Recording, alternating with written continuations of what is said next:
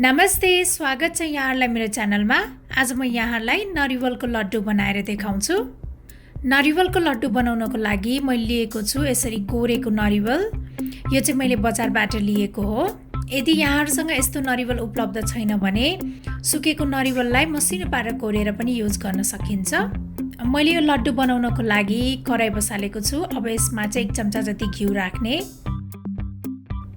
घिउ तातिसकेको छ। अब यसमा यो कोरेको नरिवल पनि राख्ने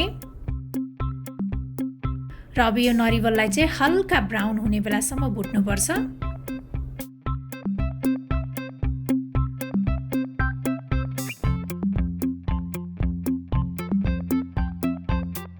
नरिवल यतिको भइसकेपछि अब यसमा 1 कप मनतातो दुध राख्ने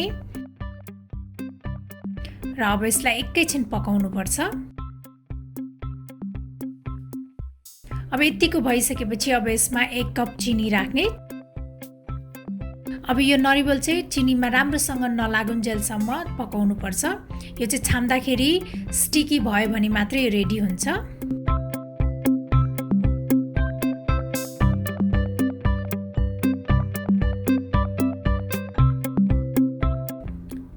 अब यसरी छाम्दाखेरि चाहिँ यो नरिवल चाहिँ मजाले चिनीमा लागेको छ।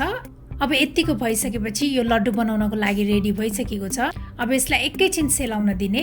हातले सहन सक्ने तातो हुँदाखेरि यसलाई लड्डु बनाउन सुरु गर्नुपर्छ।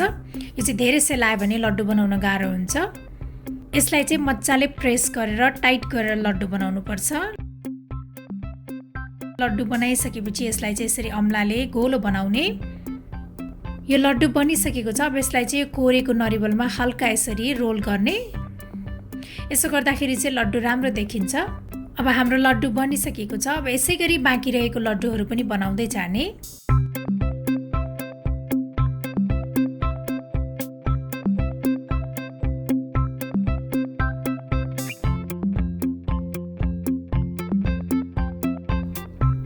मैले सबै लड्डुहरू बनाइसकेको छु।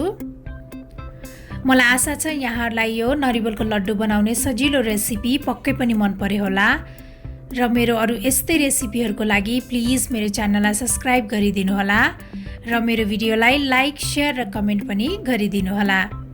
Thank you for watching. Bye by.